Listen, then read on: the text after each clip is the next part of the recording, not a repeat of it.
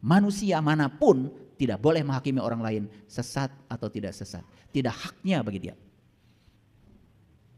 Itu Allah yang mengatakan, inna rabbaka huwa a'lamu biman dhalla an sabilihi wa huwa a'lamu bil muhtadin.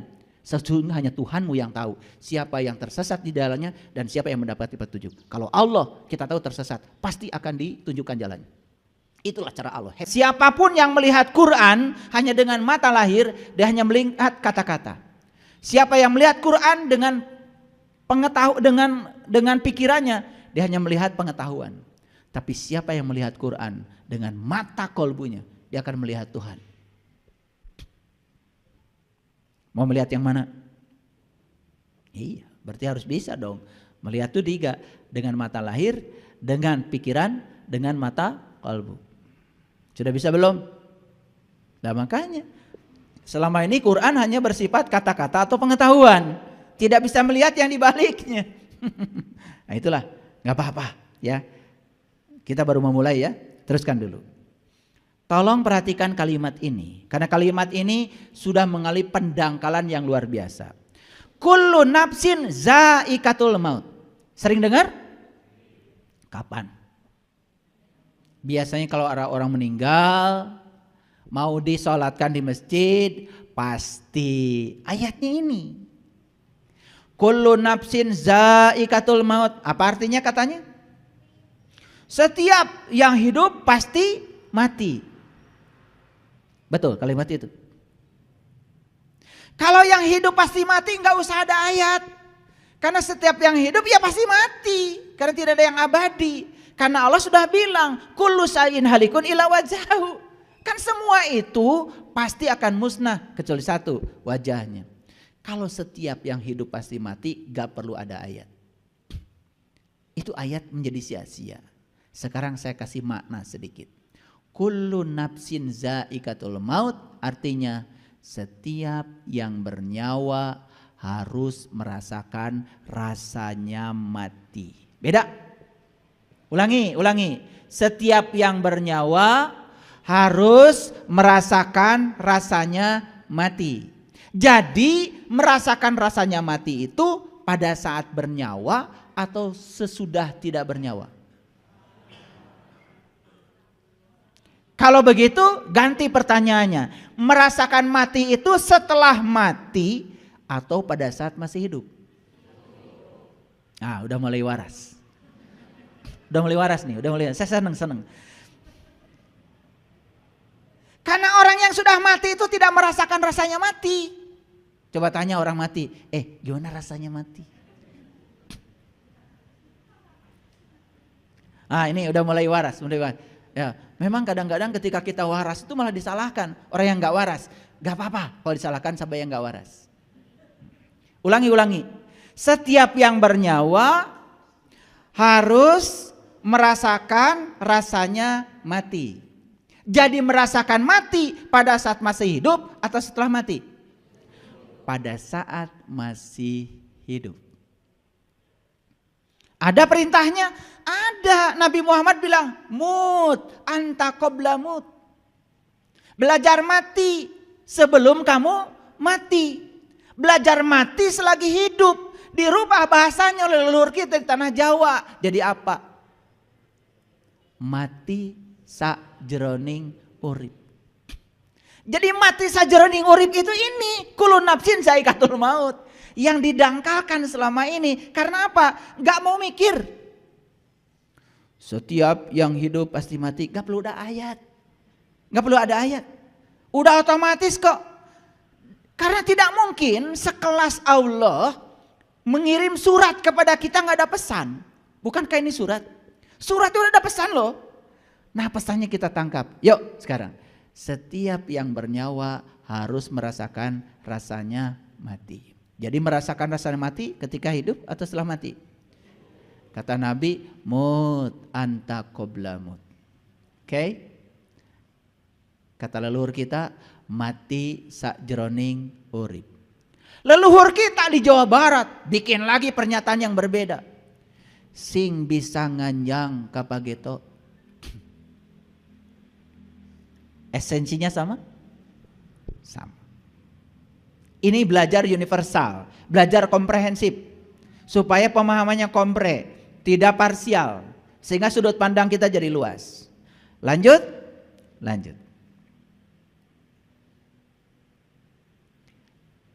Setiap yang bernyawa harus merasakan rasanya mati. Baik, sekarang saya tanya, kenapa hari ini kita takut mati? Karena kita belum belajar mati selagi hidup. Yang sudah pada belajar mati selagi hidup, gak takut mati lagi. Karena ternyata mati itu enak.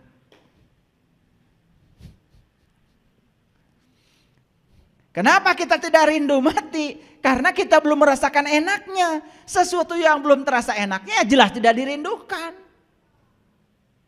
Makanya di Quran surat An-Nisa, nanti pulang ke rumah baca An-Nisa 66. Ada perintah di situ. Perintahnya gini, bunuhlah dirimu dan keluarlah dari kampungmu. Dan yang melaksanakan pelajaran ini hanya sebagian kecil saja dari dirimu. Dan jika mereka melaksanakan pelajaran ini, maka mereka akan menjadi kuat imannya. Jelas, bunuh diri yang dimaksud di sini bukan bunuh diri minum baygon, bukan putus asa dengan kehidupan kemudian mengakhiri kehidupan. Bukan, gak mungkin ada perintah dari Allah yang kemudian menyakiti kita. Tidak. Jadi bunuhlah dirimu itu sebetulnya lebih mengacu kepada perintah belajar mati selagi hidup. Oke, pernah lihat orang mati? Sering kan? Pernah ditanya enggak? Mau sabunnya apa? Tanya. Mau kain kapannya merek apa? Mau dikuburnya di mana?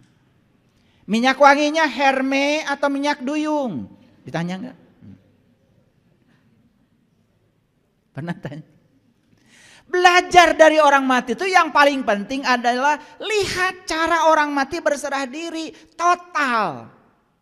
Tidak ada perlawanan lagi. Seperti itu harusnya kita kepada Allah.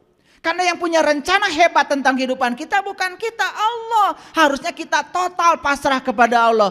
Orang yang sudah total pasrah kepada Allah disebut muslim. Muslim itu dari kata dasar Islam. Islam itu artinya adalah pasrah. Jadi muslim adalah orang yang sudah total pasrah kepada Allah, persis seperti orang mati. Makanya ya ayyuhalladzina amanu taqullaha haqqa tuqatih la tamutunna illa wa antum muslimun. Janganlah kamu mati sebelum kamu menjadi orang yang berserah diri. Didangkalkan, janganlah kau mati kecuali sudah beragama Islam. Maaf, apakah orang yang sudah mengaku beragama Islam akan selamat? Belum tentu. Syarat mati itu harus menjadi seorang muslim. Dan muslim itu bukan orang yang mengaku, tetapi yang sudah benar-benar seperti orang mati. Paham sampai sini? Paham sampai di sini? Oke. Agak di-upgrade sedikit ya pengetahuannya. Karena kalau kita cuma itu aja ngajinya, bosan. Quran itu ada leveling, ya. Dibuka ini nanti buka lagi, dibuka ini buka lagi. Karena apa? Begitu kesadaran kita berbeda, Quran akan mengajarkan pengetahuan yang berbeda di tingkat kesadaran yang berbeda. Itu hebatnya Quran. Makanya tidak bisa dimonopoli, tidak bisa dimonopoli oleh si A, si B, enggak. Allah tanpa batas, pengetahuannya tanpa batas. Oleh karena itu tidak bisa dibatasi oleh siapapun. Makanya Allah mengatakan inna rabbaka huwa a'lamu biman dhalla an sabilihi wa huwa a'lamu bil muhtadin. Hanya Tuhanmu yang tahu siapa yang tersesat di jalannya dan siapa yang mendapatkan petunjuk. Manusia manapun tidak boleh menghakimi orang lain sesat atau tidak sesat. Tidak haknya bagi dia. Itu Allah yang mengatakan inna rabbaka huwa a'lamu biman dhalla an sabilihi wa huwa a'lamu bil muhtadin. Sesungguhnya hanya Tuhanmu yang tahu siapa yang tersesat di dalamnya dan siapa yang mendapati petunjuk. Kalau Allah kita tahu tersesat, pasti akan ditunjukkan jalannya. Itulah cara Allah, hebat. Begitu kamu melekat pada harta, langsung sama Allah diambil hartanya. Betul? Karena kata Allah bahaya ini, bahaya. Diambil dulu supaya renggang. Kita dengan kemelekatannya renggang.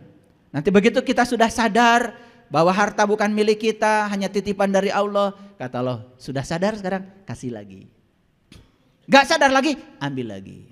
Makanya tidak ada orang yang kaya abadi dan tidak ada orang yang miskin abadi.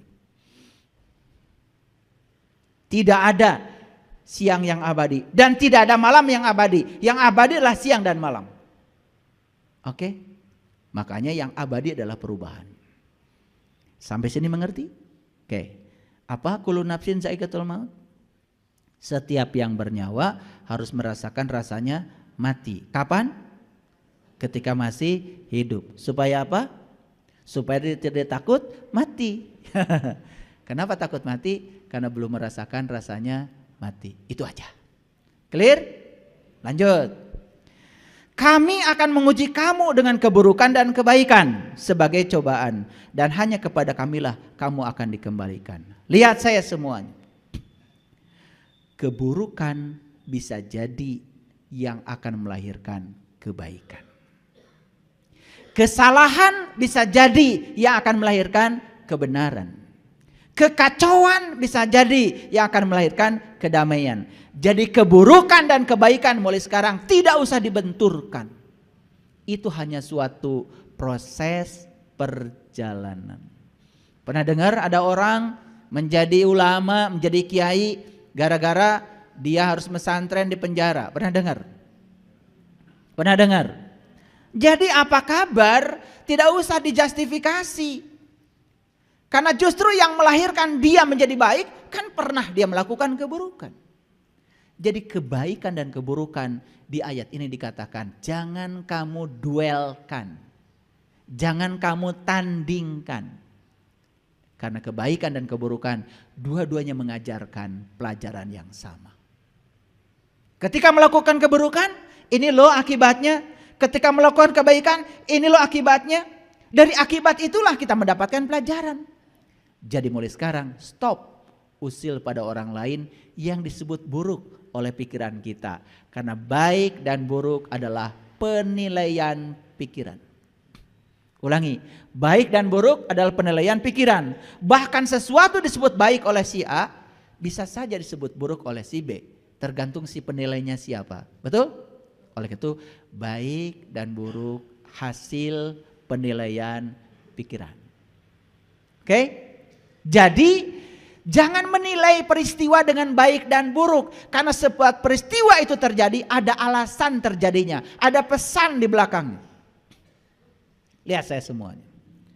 Gunung meletus baik apa buruk? Baik apa buruk? Tidak baik, tidak buruk. Baru aja diajarkan masih salah. Setelah gunung meletus, petani panen. Subur hasilnya. Baik apa buruk? Baru aja diajarkan. Udah salah lagi. Ini masalah besar kita. Kurang menyimak. Tapi ingin disebut katanya sudah memulai kehidupan. Ini hidupnya belum mulai nih. Orang masih terjebak baik buruk, benar salah, belum mulai kehidupan.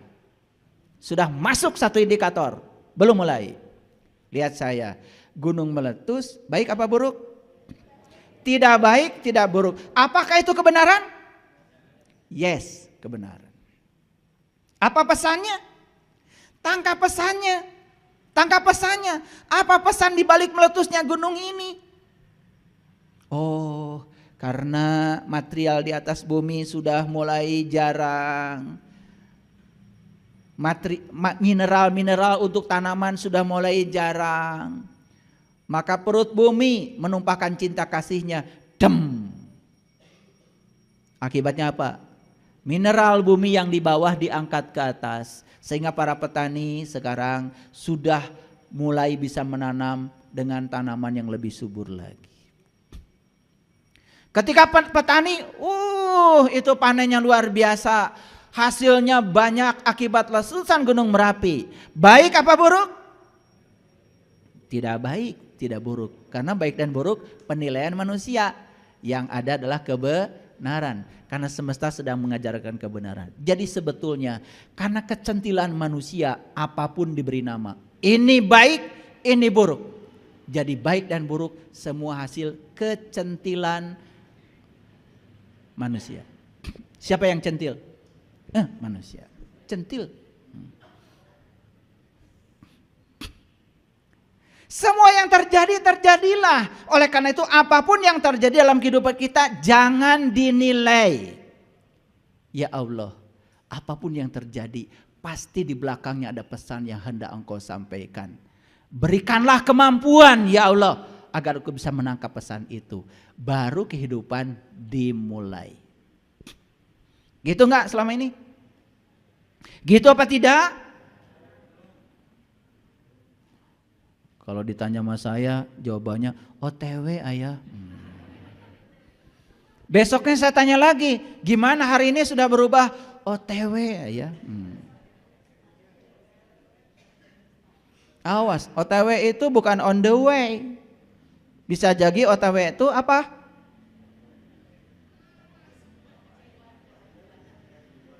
Ya? Tungguan wae. Oke, lanjut dulu. Pelan-pelan ya. Di Quran surat Ali Imran ayat yang ketiga, Allah menyatakan lagi ayat yang 185. Surat ketiga ayat 185. Perhatikan saya. Kullu nafsin za'iqatul maut. Ada lagi, tiap-tiap jiwa harus merasakan rasanya mati. Ini hadiah dari semesta. Makanya para nabi, para rasul itu sebetulnya diutus ke semesta ini untuk mengajarkan ilmu ini. Supaya manusia bebas dari rasa takut akan kematian. Paham? Oke. Kemudian Allah mengatakan dan sungguh akan ditunaikan pahalamu pada hari kebangkitan. Kapan hari kebangkitan? Hari saat kita dibangkitkan dari kematian. Kapan itu? Saat kita merasakan mati selagi hidup. Disitulah kita akan merasakan kebangkitan kesadaran. Di situ kita akan merasakan kebangkitan kesadaran. Karena kalau kita bicara hari kebangkitan selalu saja nanti. Belum tentu kebahagiaan. Hari kebangkitan itu adalah sekarang. Kita mau bangkit atau tidak, terserah kita sekarang. Mau bangkit apa tidak? Bangkit dari apa? Bangkit dari ketidaksadaran agar kehidupan bisa dimulai. Barang siapa yang dijauhkan dari neraka dan dimasukkan ke dalam surga, maka sungguh ia telah beruntung. Kehidupan dunia itu tiada lain hanyalah kesenangan yang memberdayakan. Lihat saya. Ketika kita dijauhkan dari neraka, berarti kita didekatkan pada surga. Kapan seseorang itu bisa dijauhkan dari neraka? Lihat saya semuanya. Neraka itu terjadi karena kesadaran kita rendah. Surga itu terjadi ketika kesadaran kita sudah tinggi. Saya kasih contoh. Ada orang memfitnah kita. Kita mau lihat orang itu sebagai musuh atau melihat orang sebagai guru? Benar aja. Yang benar. Orang menjatuhkan nama baik kita. Memfitnah kita. Orang ini mau dipandang oleh kita sebagai musuh atau sebagai guru, terserah kita memandangnya. Begitu dianggap musuh, berarti kita akan melawan dia sebagai musuh. Dan kita akan bertempur dengan dia habis-habisan. Apa yang terjadi? Kita bikin masalah baru. Makanya ada orang yang benci pada orang lain, kemudian dia menumpahkan kebenciannya, kemudian dia akibat menumpahkan kebenciannya, dia urusan hukum. Bikin masalah baru. Tapi kalau kita pandang dia sebagai guru, terserah kita. Oh, ini guru kesabaran saya. Dia dihadirkan semesta untuk membuat saya tambah bijaksana, tambah sabar. Saya maafkan. Karena dia sesungguhnya tidak memfitnah saya. Dia merendahkan dirinya sendiri. Saya tidak akan pernah bisa jatuh di fitnah siapapun selama saya berbuat baik. Bagusan mana? Menganggap musuh atau menganggap guru? Sudah gitu kalian. Berarti belum mulai hidupnya. Belum dimulai.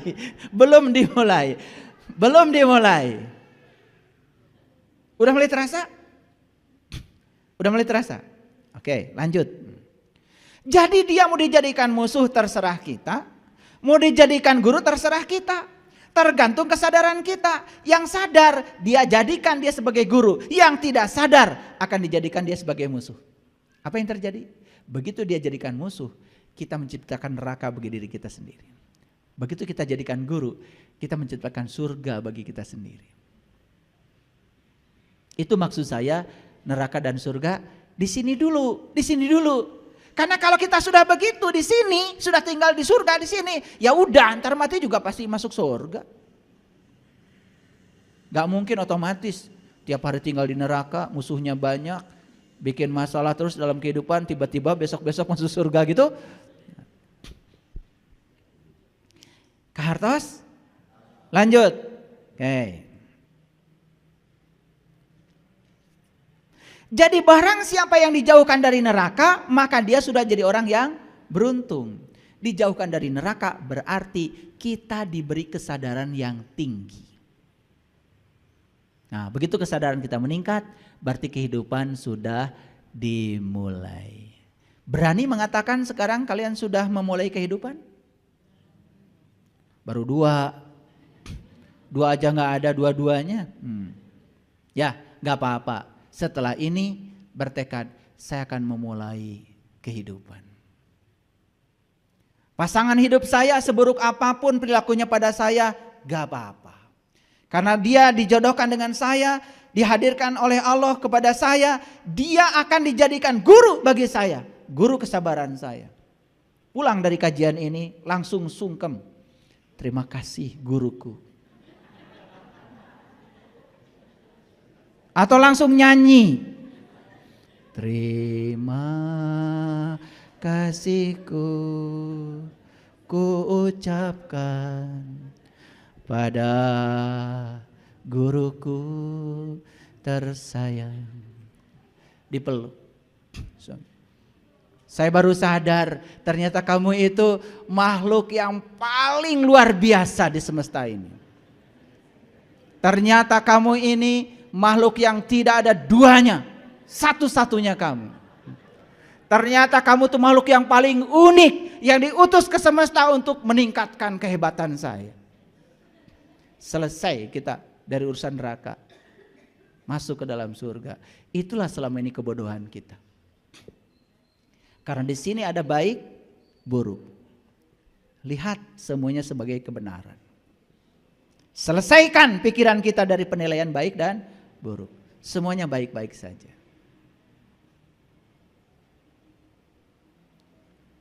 Lanjut? Oke. Jadi ada yang namanya penyakit wahan dalam hadis. Saya membaca hadis riwayat Abu Daud nomor 4297 dan riwayat Ahmad. Jadi dalam hadis ini Rasulullah ditanya, ya, apa wahan itu? Ini singkatnya Rasulullah menjawab, wahan itu adalah cinta dunia dan takut mati. Hubud dunya wa karihatul maut. Jadi begitu seseorang melekat pada dunia, dia akan lupa jati dirinya. Dia lupa bahwa sesungguhnya dia datang ke dunia itu hanya diperankan semesta untuk memayu hayuning bawono, bukan untuk melekatkan diri pada dunia. Inilah masalah besar kita. Setiap hari habis waktu kita untuk mengumpulkan yang akan ditinggalkan. Memberi saja kepada orang lain susahnya setengah mati. Karena tidak sadar kalau memberi itu bukan memberi siapapun. Memberi adalah memberi pada diri sendiri. Karena setiap pemberian akan kembali kepada kita.